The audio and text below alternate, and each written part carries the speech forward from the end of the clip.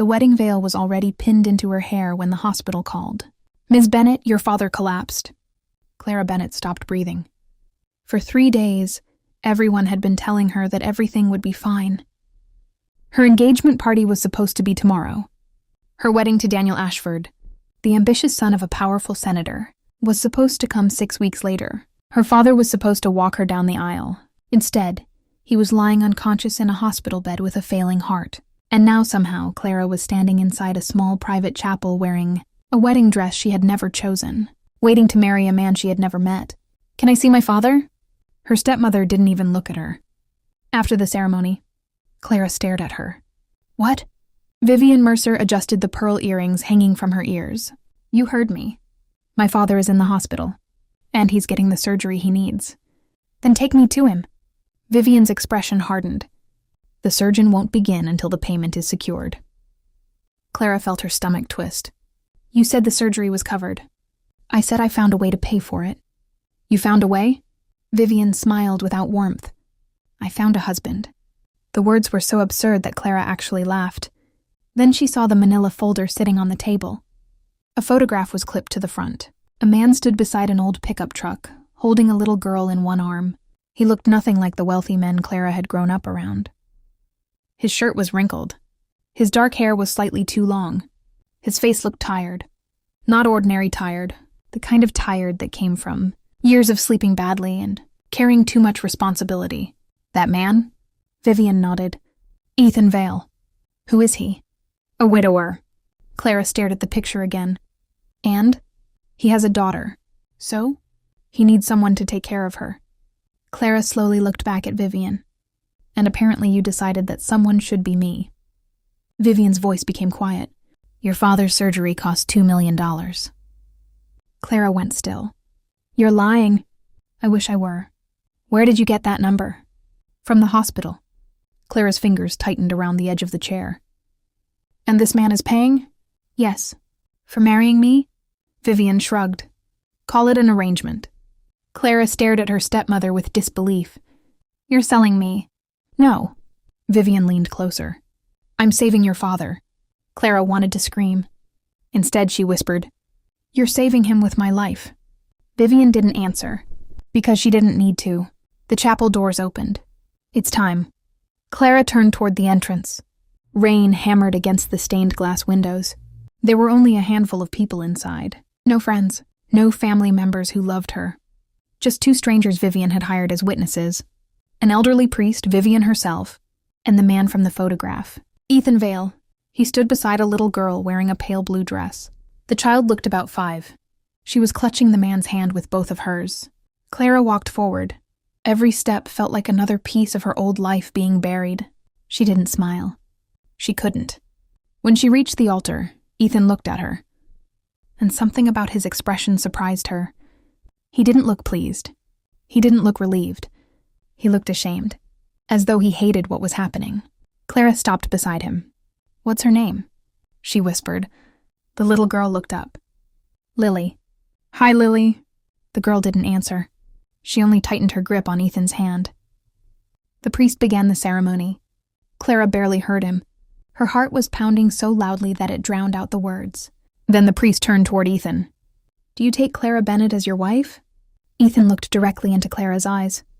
"I do." His voice was low. Then he added quietly enough that only she could hear, "Even though I know she didn't choose this." Clara's eyes flickered. The priest turned toward her. "And do you take Ethan Vale as your husband?" She could feel Vivian staring at her from behind. Her father was somewhere in a hospital room. The surgeon was waiting. The money was waiting. Her entire family was waiting for her to sacrifice herself.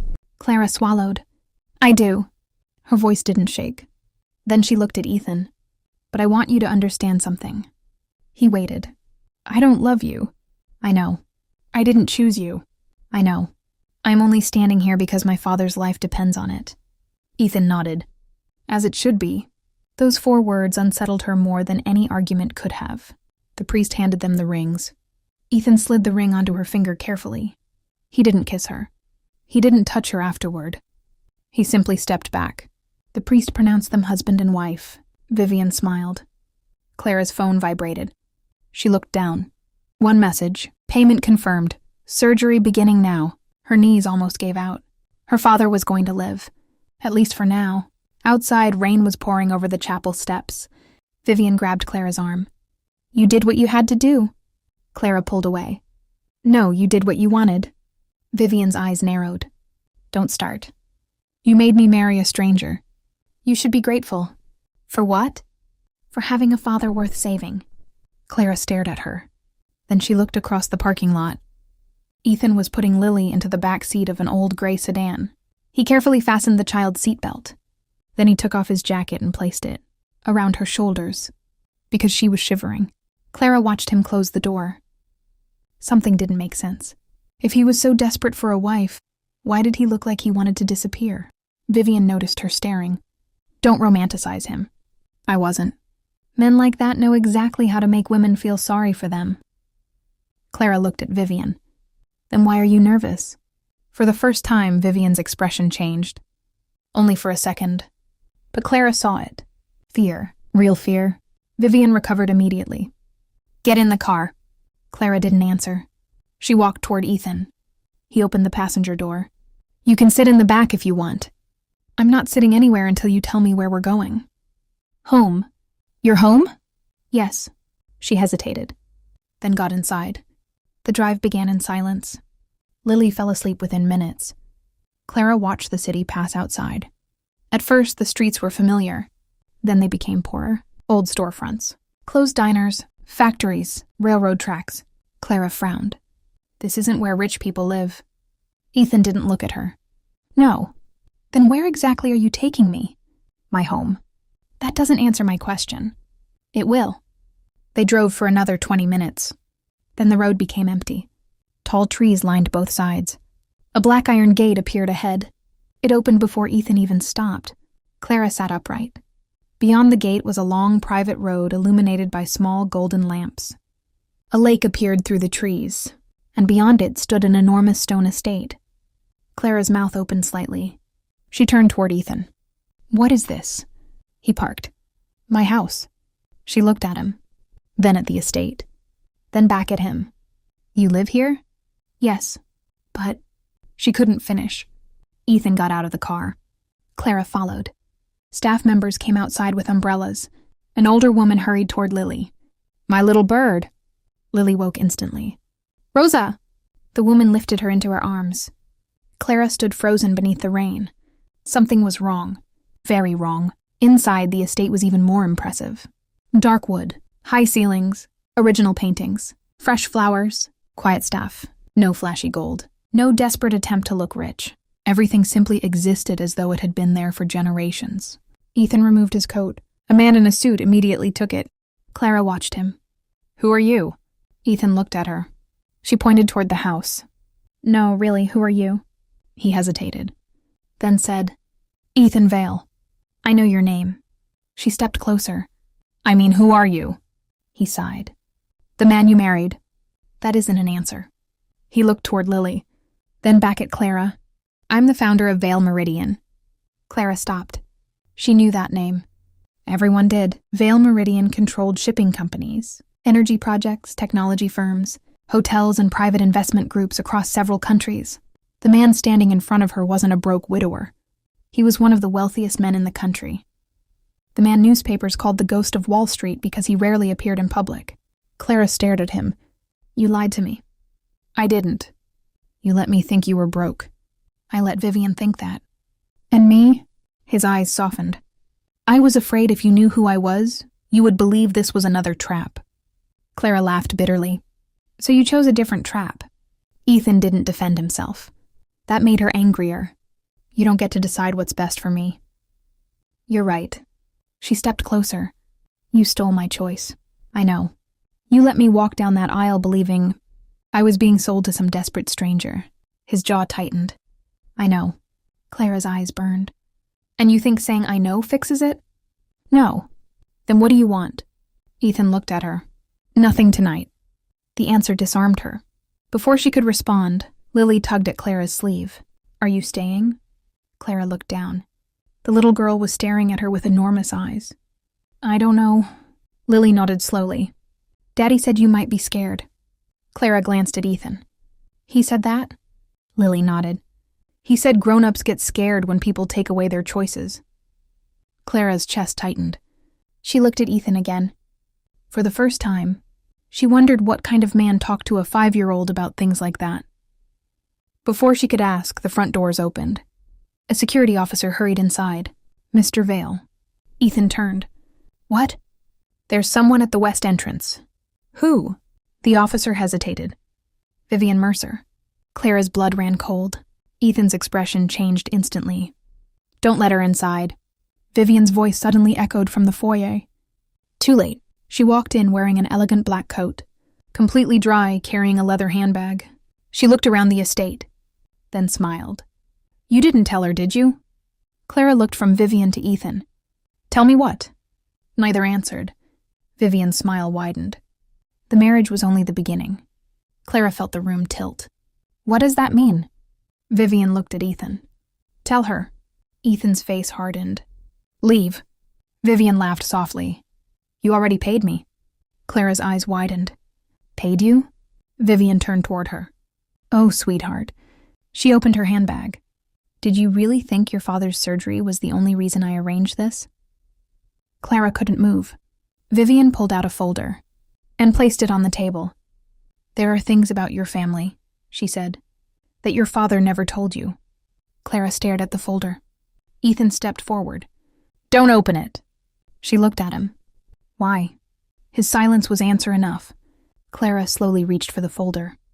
Her fingers touched the cover, and the moment she opened it, she saw the first photograph. Daniel, her fiancé, and Vivian, together, in a hotel room. Clara stopped breathing. The woman who had forced her into this marriage wasn't trying to save her family. She had been destroying it, and somehow Ethan Vale had known. Clara stared at the photograph until the faces began to blur. Daniel, Vivian, together, her fiancé and her stepmother. For a few seconds, her mind refused to understand what her eyes were seeing. Then everything came rushing back. Daniel's sudden late-night meetings, the phone calls he never took in front of her, the way Vivian had encouraged their engagement so aggressively, the strange urgency around the wedding, the documents Daniel had asked her to sign, the conversations that stopped whenever she entered a room. Clara slowly lifted her eyes. Where did you get this? Vivian folded her arms. Does it matter? Yes. It came from someone who knows what your family has been hiding. Clara looked at Ethan. You knew about them? I suspected. That's not what I asked. I knew they were working together. And you still married me? I married you because Vivian was about to destroy your father. Clara laughed once. There was no humor in it. Everyone keeps saying they're saving my father.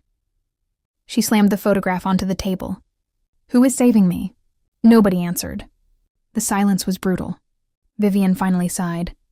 Don't be dramatic. Clara turned toward her. Don't call me dramatic. You're emotional. You lied to me. I protected you. You sold me. Vivian's eyes hardened. I gave you a way out. A way out? Clara pointed toward the photograph. You were sleeping with the man I was supposed to marry. Vivian's expression didn't change. Daniel was never going to marry you for love. Clara froze. Vivian continued. He needed your father's political connections. Your foundation, your name, your family's remaining assets. That isn't true. It is. You're lying. Vivian looked at Ethan. Tell her. Ethan didn't speak. Clara's heart sank. She turned toward him. You have evidence. Yes. Show me. He walked to the desk. Opened a drawer. Pulled out another folder. This one was thicker. He placed it in front of her. Inside were bank transfers, property documents, email printouts, photographs. Clara's hands began to shake. She read one page, then another. The charity foundation her mother had created had been losing money for months. Not because donations had stopped. Because money had been transferred into private accounts. Vivian's accounts, Daniel's accounts. Several companies Clara had never heard of. What is this? Money laundering, Ethan said. Clara looked at him. Through my mother's foundation? Yes. Her stomach turned. My father knew? I don't think he knew the extent of it. Then why did he sign these? Ethan pointed toward the bottom of a document. Those signatures are forged. Clara stared. She remembered her father complaining about paperwork. About Vivian handling things because he was exhausted, about being too sick to attend meetings. She had thought it was ordinary family administration. It wasn't. Vivian had been dismantling their lives piece by piece, and Daniel had been helping her. Clara closed the folder. "I want to see my father." Ethan nodded. "I'll take you." Vivian stepped forward. "You're not going anywhere until we finish this." Clara turned. "Finish what?" Vivian smiled. "The part where you understand what happens if I go down." Ethan's voice became cold. "You're finished." Vivian laughed. "You think money makes you untouchable?" "No." Ethan stepped closer. "I think evidence makes you vulnerable." For the first time, Vivian looked frightened. She recovered quickly. "You're making a mistake, Ethan." "Probably." He looked toward security. "Get her out." 2 guards appeared. Vivian didn't resist. She simply looked at Clara. "You think he loves you?" Clara said nothing. Vivian smiled. "Be careful.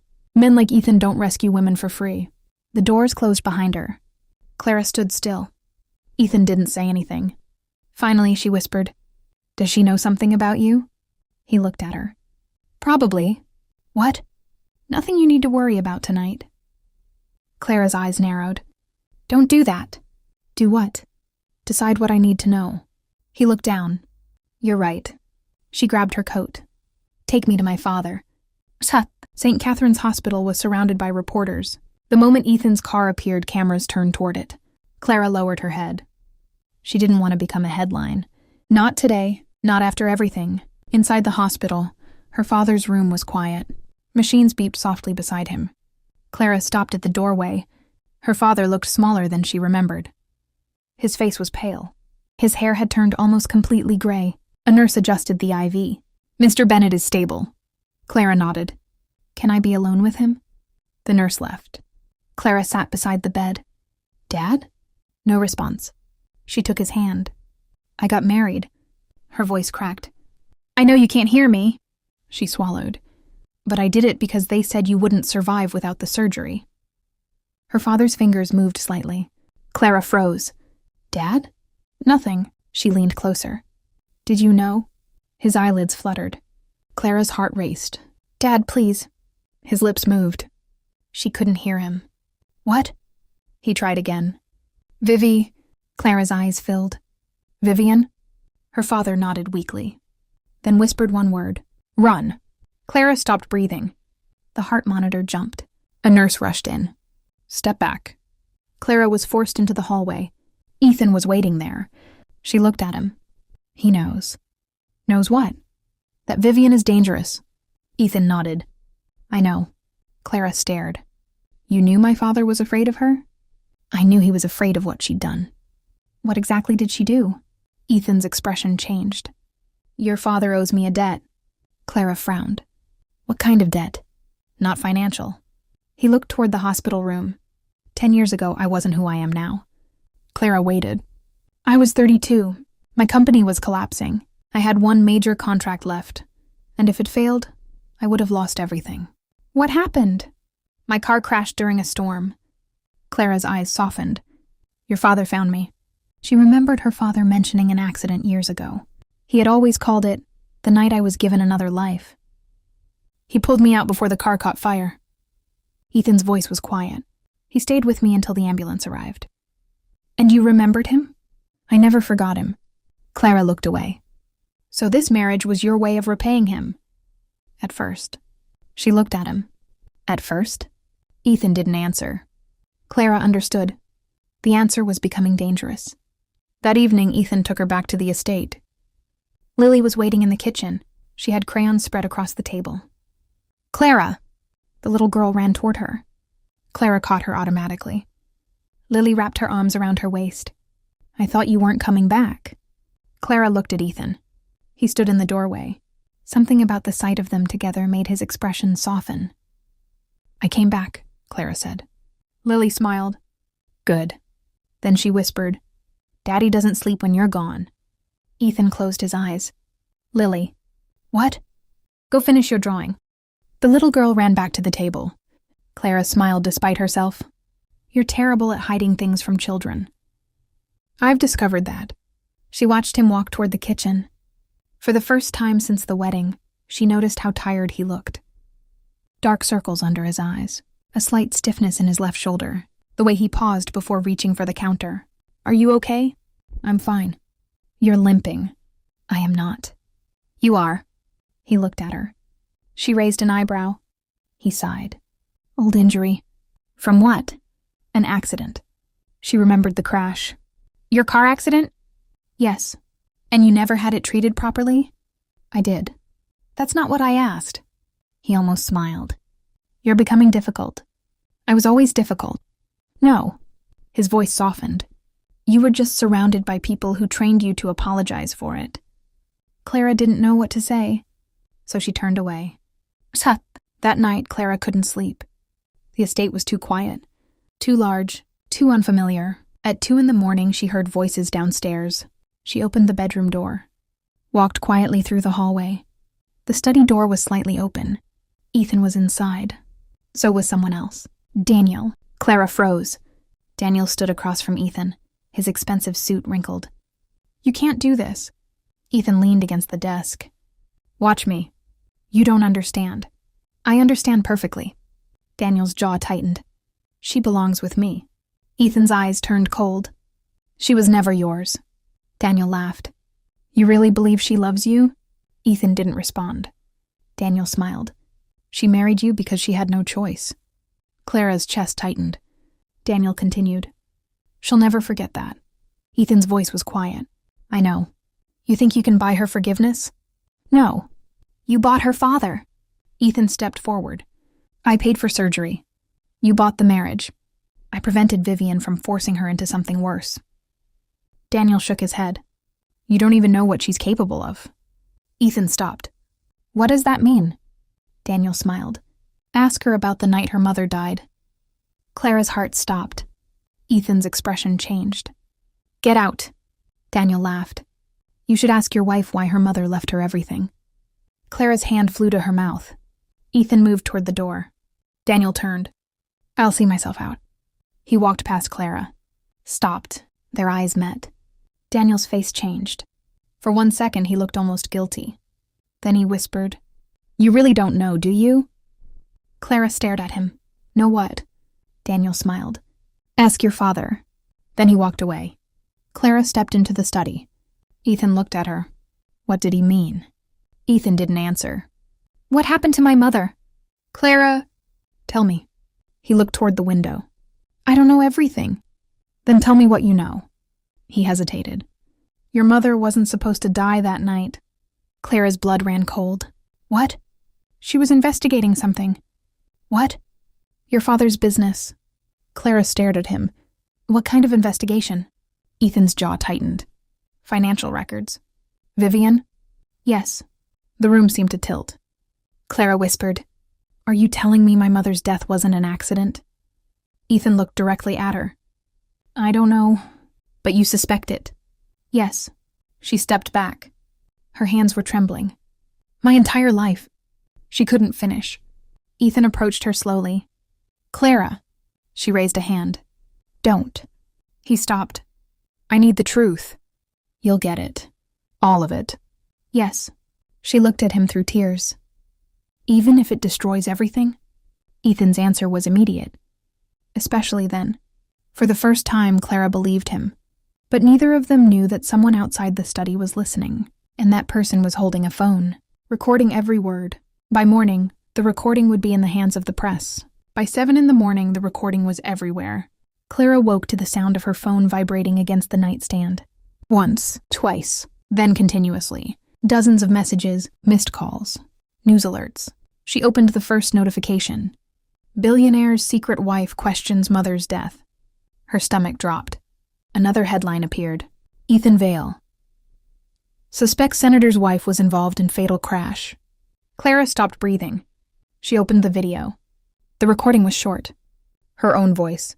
Ethan's voice. Fragments carefully cut together. "My mother's death wasn't an accident?" "I don't know." "But you suspect it?" "Yes." That was all the public needed. Within minutes, the story had exploded. Reporters gathered outside the estate. Cameras pointed toward every window. People online were calling Ethan a manipulator. Others called Clara a gold digger. Some accused her father. Others blamed Vivian. And a few people were already asking the question that terrified Clara most. What really happened to Elena Bennett? Clara dropped the phone. She couldn't move.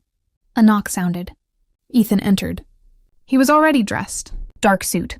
Letier. His expression was calm. Too calm. Did you see it? Yes. I'll handle it. No. He stopped. Clara looked at him. You've been handling everything. I can protect you. That is exactly the problem. He stared at her. I don't want protection anymore. Then what do you want? The truth. He nodded. Then we start today. They drove to the old Bennett property without security. Clara hadn't been there since her mother's funeral. The house stood at the edge of the city behind a row of tall trees. The windows were dusty. The garden was overgrown. Her father had sold it years ago. At least that was what Clara believed. Ethan unlocked the gate. She turned toward him. How do you have access? Your father gave me a key. When? 3 years ago. Clara frowned. Why? He asked me to keep something safe. Her pulse quickened. What? You're about to find out. Inside, everything smelled like dust and old wood.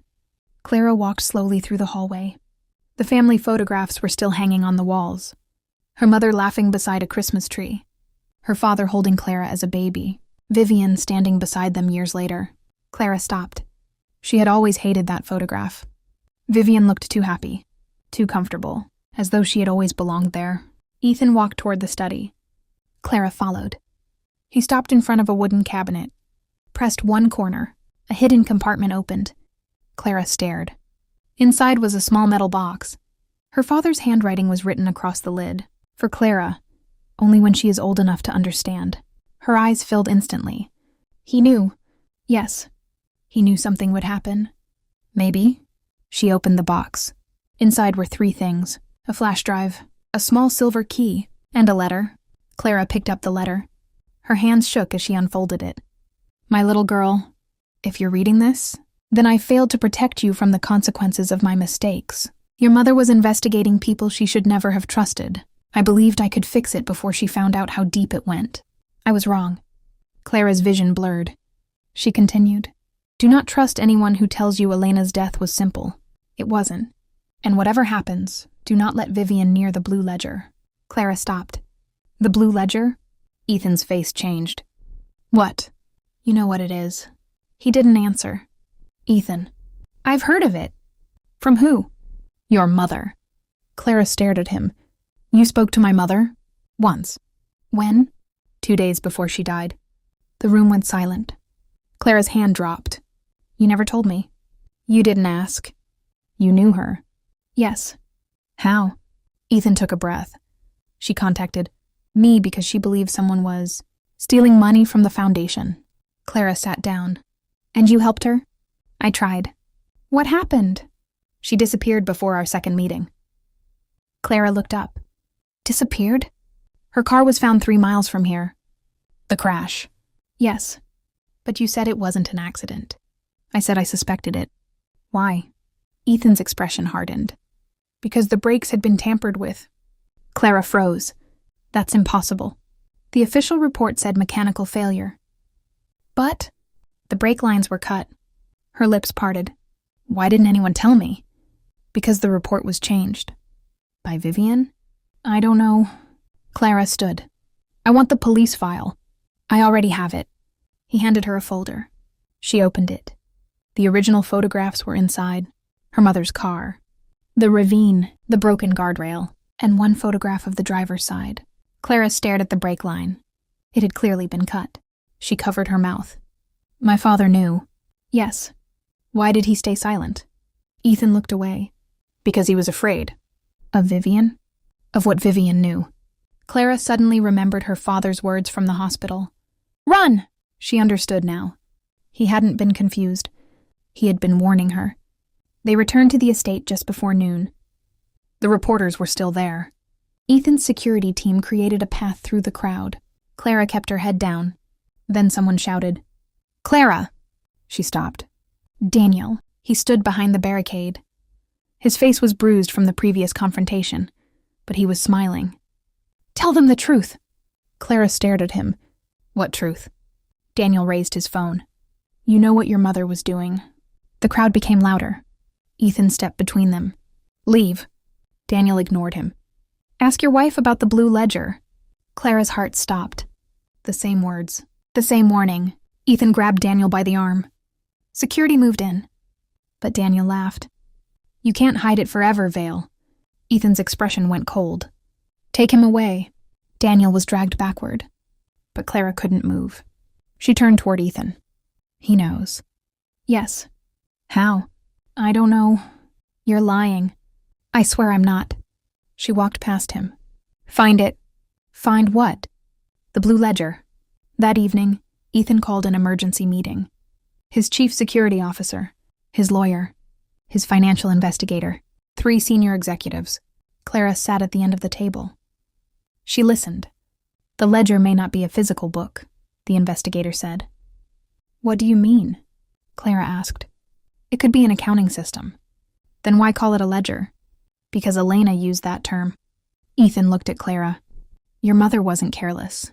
No, she wouldn't keep something incriminating in a place anyone could find. Then where is it? Nobody answered. Suddenly Ethan's phone rang. He looked at the screen. His expression changed. It's the hospital. He answered. Hello? His face went pale. What? Clara stood immediately. What happened? Ethan ended the call. Your father is awake. Clara's heart raced. They drove to the hospital immediately. Her father was sitting upright when they entered. Weak, confused, but conscious. Clara rushed to him. Dad. He looked at her. For several seconds he simply stared. Then tears filled his eyes. My little girl. Clara took his hand. Tell me about Mom. His face changed. Ethan remained near the door. Her father noticed him. You came. Ethan nodded. I promised. Her father looked at Clara. You shouldn't have married him. Clara swallowed. I know. Her father shook his head. No. He squeezed her hand. You shouldn't have had to. Clara started crying. Dad, what happened to Mom? He closed his eyes. I tried to stop it. Stop what? Vivian. The room went silent. Her father's breathing became heavier. She knew about the accounts. What accounts? The foundation wasn't losing money. Clara stared. What? Money was being moved intentionally. Where? Into companies controlled by Vivian. Clara's chest tightened. And Daniel? Her father nodded. He was part of it. Why? Because Vivian promised him your family's political connections. Clara closed her eyes. Everything was connected. Her engagement, the debt, the marriage, the forged documents, her father's illness, her mother's death. But there was still something missing. Dad, she whispered. What is the blue ledger? Her father's face went white. He looked at Ethan. Then at the door. Who told you? Daniel. Her father swallowed. Then he knows too much. What is it? Her father leaned toward her. The ledger contains every name. Whose names? Everyone who took money.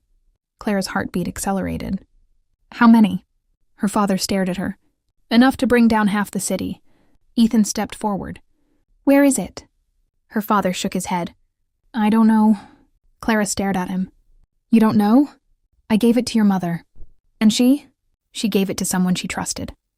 Who? Her father looked toward Ethan. For a moment, nobody spoke. Then he whispered, Your mother gave it to Ethan. Clara turned slowly. Ethan didn't move. Her father continued. She told me if anything happened to her, he was the only man who could keep it from Vivian. Clara stared at Ethan. You have it? Ethan's face was unreadable. No. Her father frowned. You told me you had it. I did. When? 3 years ago. Clara looked between them. What happened to it? Ethan finally answered. It was stolen. By whom? I don't know. Her father closed his eyes, then whispered. Then we're already too late. That night, Ethan didn't come to Clara's room. She found him alone in the library. He stood beside the fireplace. You knew my mother. Yes. You had the ledger. Yes. You lost it. Yes. And you never told me. I was trying to find it before you became involved. Clara's voice shook. I became involved the moment you married me. He looked at her. I know. Why didn't you tell me?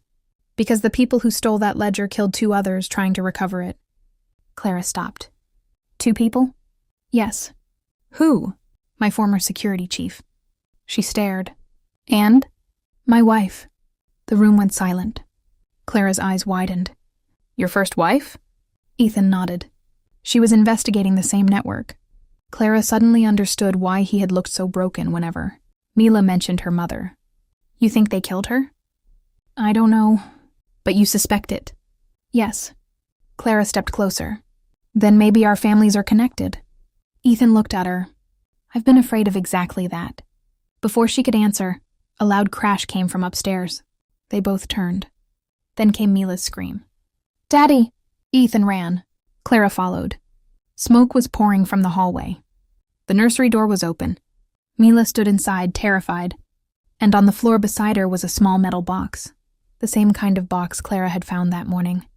Except this one had blood on it. Ethan rushed to Mila. Clara picked up the box. Her fingers trembled. There was a note taped to the lid. Only 4 words. You should have left.